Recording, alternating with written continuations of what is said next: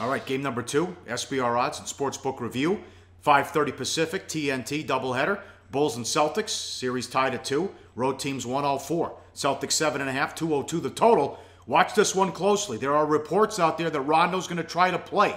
I don't know how this is going to work. He's got a broken thumb on his shooting hand. So I would foul him on purpose and, like the old WWF wrestling, go after the injury, okay? But he's tough. He's gonna try to do it. But again, I don't know how it's gonna work.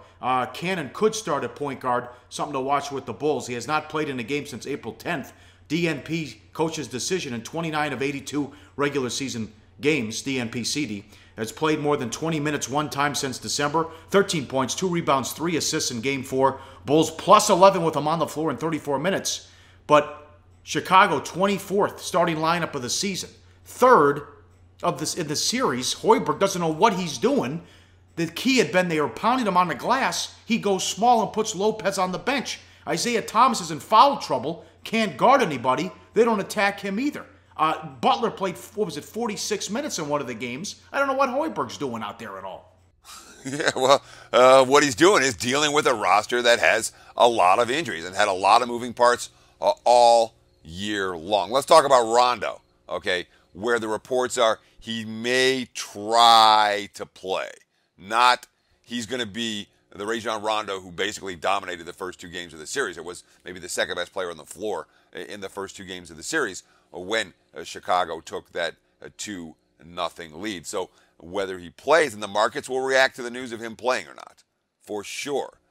That does not have anything to do with his effectiveness. Now, you talked about Isaiah Canaan at the point for Chicago. And again, this is a guy that had played more than 20 minutes only once since December, and he played 34 minutes in Game 4, and the Bulls were plus 11 with him on the floor. You know, that's crazy. They still lost the game by margin, but he didn't have a single turnover in those 34 minutes.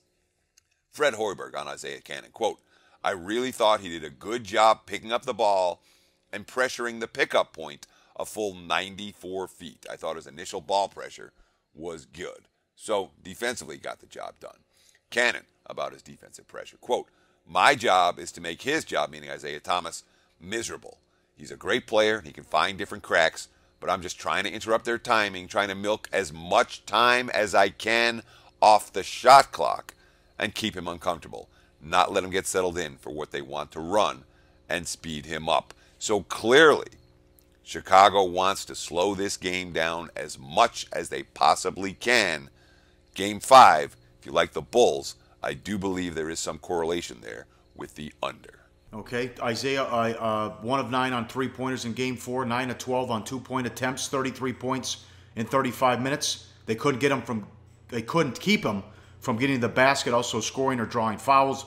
Hoiberg with an asinine comment afterwards about he's palming and carrying the ball. Give me a break. If you watch the NBA for years, they're never going to call that. But also, not just Rondo. The Celtics have opened up the court much better. I mean, Gerald Green, a lot of people were calling for this. He was huge. Look at this graphic. Last 2 games, 43 minutes, 10 of 21 shooting, 6 of 12 from 3, 26 points and 8 rebounds. And in Game 4, he got a podium game. He was so good and so key for him, knocking down shots. A big reason they had the double-digit lead early in Game 4. Yeah, so now we're in a situation where the road team has won all 4 games in this series. It feels like Boston has taken control, and yet you're faced with a conundrum. Do you want to lay 7.5 in a series where it hasn't been real good to lay points with a home favorite? And the Celtics, for the season, were not particularly good in this role. This was their worst role as bigger home chalk. They certainly weren't good in the first 2 games of the series in this role.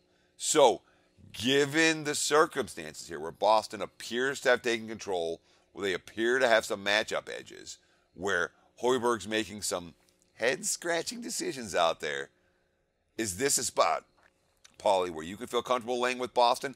I lean towards the Celtics. I just don't know if I can get to the window with it. Hey, guys, for the full video, go to sbrpicks.com. Hey guys, thanks for tuning in to our channel.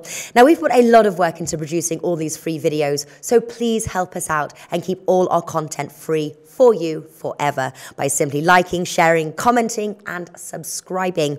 Now, not to mention, a visit to our industry-leading website will warm the hearts of all our SBR employees, especially myself. Now, the links are over there to the left, so do check those out. Thanks for watching.